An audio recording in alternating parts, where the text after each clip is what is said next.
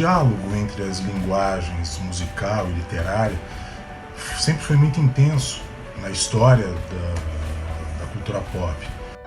Acho que a primeira inspiração, né, que apareceu era realmente escrever sobre os bichos, sobre como nós nos relacionamos com eles. Bom, falar sobre essas pessoas que parecem invisíveis assim, aos olhos da sociedade, dos governos, eu acho que é uma oportunidade que a gente tem como escritor de dar voz a essas pessoas. Eu acho que a ideia da turnê ela surgiu em 99, quando o No Rest foi para a Europa e se separou lá.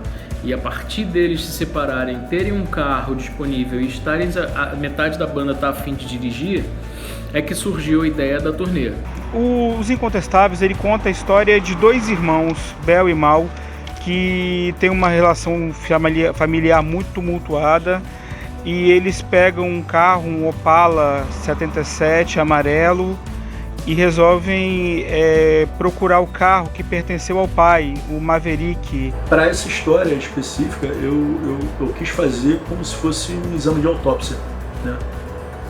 Começar com o corpo do Rio de Janeiro e abrir, né? E ver o que tem lá dentro, o que trouxe essa morte, o que fez. E quando minha mãe me contou essa história, eu vim aqui, sentei na frente do notebook, comecei a escrever do jeito que está no texto. O começo foi esse aí. O impulso, né, cara? Eu comecei desse jeito e o resto da história foi fluindo, foi saindo. Eu acho que a gente não aprendeu direito, né, modestamente falando, né, sobre a nossa própria história. Então eu quis voltar no passado, escrever um thriller punk, vamos dizer assim, né? A minha visão é totalmente ácida. E para mim a inspiração, não sei se foi bem uma inspiração, mas foi um conselho de Hemingway, que ele diz que é bom você tratar daquilo que você domina, tratar daquilo que lhe é familiar. E o futebol, como sempre foi minha paixão, e como eu jogo desde sempre e fui garoto também, tive lá minhas pretensões de ser jogador de futebol, para mim era uma coisa bem comum e um universo bem familiar. E aí, em um dado momento, quando eu decidi, de fato, organizar o livro, a maior inspiração que eu tive foi, primeiro, ver como outros livros chegaram até mim e a vontade de chegar até outros. Em suma, os homens trans e como eles poderiam se sentir abraçados no início ou no meio da sua transição. Eu sempre gostei de contar essas histórias malucas, né, que aconteceram comigo. Muita coisa está no livro, muita coisa também acabou não entrando por questão de espaço, para não ficar um livro muito grosso, muito maçante também. Então eu acabei escolhendo algumas coisas e eu acho que ficou interessante, assim. A gente começa a escrever e não quer parar mais, né? Vai surgindo um monte de ideias, um monte de recordações e tal. Eu falo que foi necessário muita coragem em querer contar, em querer publicar. É uma história. Muitos textos lá falam da minha história de vida, da família, do meu crescimento, dos meus aprendizados. Jimmy Page no Brasil é um relato histórico sobre as vindas do guitarrista do Led Zeppelin ao nosso país, feito através de depoimentos de brasileiros que estiveram pessoalmente com ele. Eu vejo meus amigos como minha família, sabe? Então eu quis criar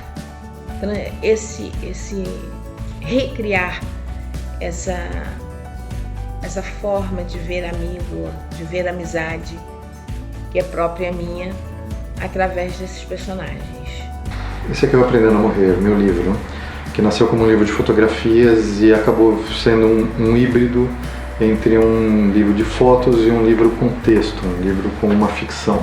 E são fotos do público que frequenta shows de música extrema. O objetivo foi compreender a história do skate, mas problematizando uma relação dessa atividade, dessa prática corporal com o esporte. O momento em que eu tive a consciência de que eu estava fazendo um trabalho importante com pessoas que são referências da música brasileira, um trabalho onde eu poderia ter a autoridade de decidir quem eu poderia colocar no livro ou não, ter esses contatos e ter a relação com essas pessoas que são referências, e também a possibilidade de fazer algo livre, algo impactante.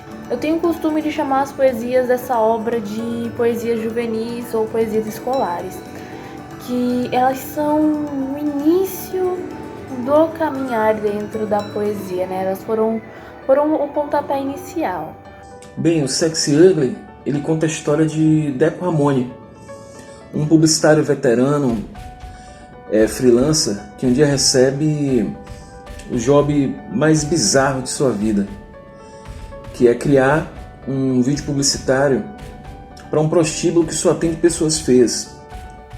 Eu costumo dizer que é literatura marginal, curta e direta, com contos, crônicas, poesias, cartas. A principal inspiração para essa obra continua sendo a luta pela sobrevivência e minha vivência junto ao povo sofrido.